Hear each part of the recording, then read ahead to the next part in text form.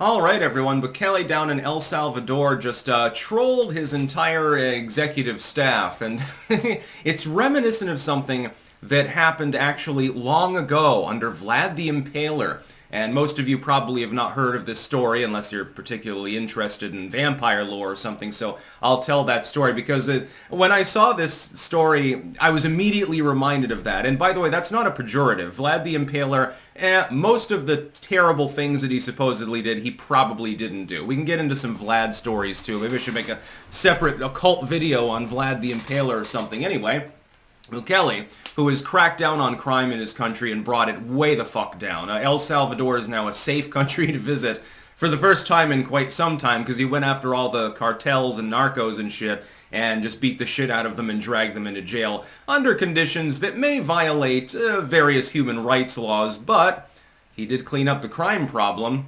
He seems to enjoy wide sweeping support there. What he did was he invited all of his executive staff into the office. He summoned them all, and they all get together for some great announcement. What's the announcement? I'm investigating you all for bribery and corruption because I want to be squeaky clean and I want people to know there ain't no criminals in my administration. It's not entirely similar, but it shares an overlap with something that Vlad the Impaler supposedly did. Now, if for him it was a loyalty thing, not a, hey, I want a good public image thing. So there's the apples to oranges. At one point, Vlad the Impaler, who also cracked down on crime, will tell a separate story that may or may not be canonical in a moment. He summoned all the boyars, which were the nobles in his territory in Transylvania, in Wallachia rather. He summoned them all to a feast, and they get a little sloshed and stuff. And then he started questioning them about leadership. This is probably canonical. And they were talking about all of the various leaders that they had gone through over time. And Vlad came to the conclusion that generally speaking, these people were disloyal. They had been under so many leaders, they considered them all leaders, but they had been pawns of the Ottomans, actually. They were sort of like pawns of the cartel, maybe in this administration. Another point of overlap. And so he sent them in chains to go and work on his castle. And he replaced them with other gentry, lesser families, because, you know, they hadn't been sort of in on the game, and now they were, and so they'd be more loyal to him because, you know, they conceived of him now as being top dog, like his dad had been before him, the only other leader in that era of time that stood up against the Ottomans to any meaningful amount, and so he secured their loyalty. What Bukele is doing is slightly similar now, isn't it? And then you've got the crime crackdown. Vlad the Impaler was so power mad that he put a golden cup. This may not be canonical. Supposedly put a golden cup in the center of, I think it was Bucharest. And peasants could come and they could drink from the cup and gallivant around and all sorts of stuff, but nobody was allowed to take it. And nobody ever took it because they knew that Vlad would kill them. And so he's like, yeah, there's no crime in Wallachia anymore. Yeah, fornication's gone away. I mean, I'm sure that they still did it, but people don't steal and kill each other because they know that the punishment will be severe. Bukele is sort of similar. You're handed a situation where your nation is completely repulsed by crime, overrun with cartel activity, to the point where, you've got a nice climate and everything like that, but you ain't getting those tourist bucks. He comes in and says, I can handle this problem. No, we're just going to go all in against these people and slaughter them. And, yeah, crime is down. What is it? Murders in El Salvador. How much did they drop over the last couple of years? Something like 90% or some insane amount like that. You can go out at night in El Salvador, walk your dog and stuff. It's a safe country now. Thinking maybe I should visit El Salvador. I'm not going to cause problems. May I get to shake the dude's hand. He's doing a good job.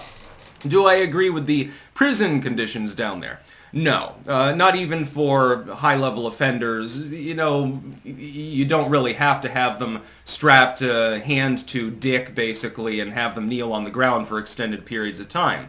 But some of these people are murderers and traffickers, so it's like, maybe I can overlook that. I'm a fucking libertarian. He's going full Vlad the Impaler mode on his own entourage.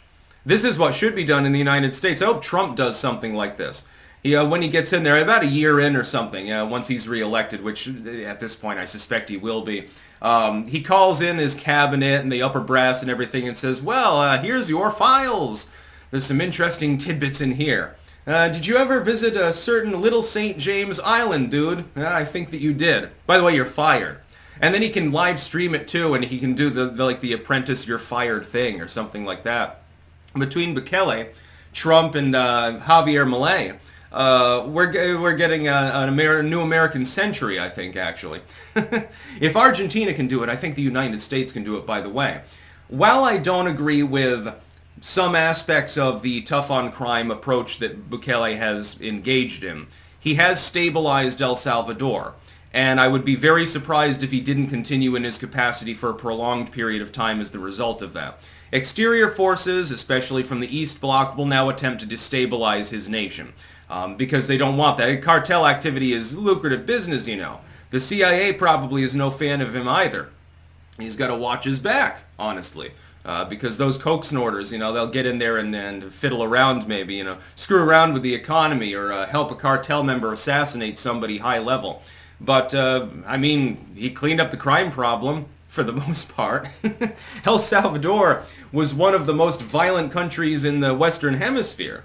It was one of the most unsafe places to possibly go. I mean, on the same order as, you know, some other Central American states. Now it's not. Now it's doing fairly well, all things considered. The economy is reasonably stable. Crime is down massively. What's to complain about? For the average El Salvadoran, what are you complaining about? You know, you got bread on the table and you don't have to worry about getting shot today, probably. I think that's pretty good. He's showing leadership. It's a sort of tough leadership that is sometimes needed. Again, I say this as a classical liberal, a libertarian, small L. I don't agree with top-down, heavy, centralized authoritarian government. But a temporary transference period to crack down on problems created, especially by leftoidism, can be helpful. It's sort of like what happened in Chile with Pinochet, or Pinochet. We're not exactly sure how that's pronounced because it was never actually canonically determined. You know, you've got commie guerrillas in the country that are raising hell. So you helicopter them. And, you know, you give them a free ride. It's basically one person, one ticket, and that's the only one that you get. It can be brutal, but then it works. And then you stabilize the economy, you pull back, and you say, okay, well, now you understand everything's fine.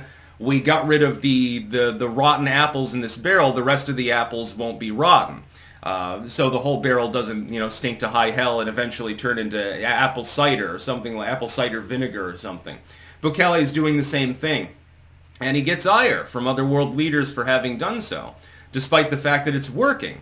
I mean, imagine that we could lower the crime rate in the United States by 50 to 90% or some insane total like that. Wouldn't people generally be supportive of the concept?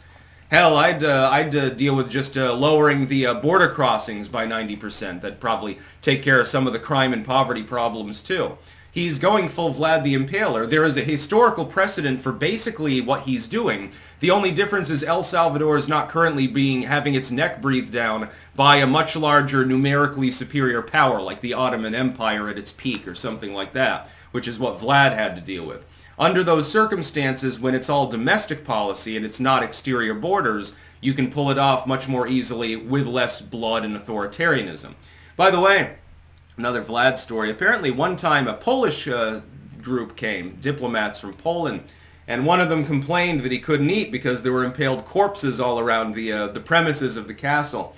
And so Vlad had him impaled on a higher stake and said, oh, well, now he's up there in the breeze, so he can't smell the stink anymore. He's perfectly fine.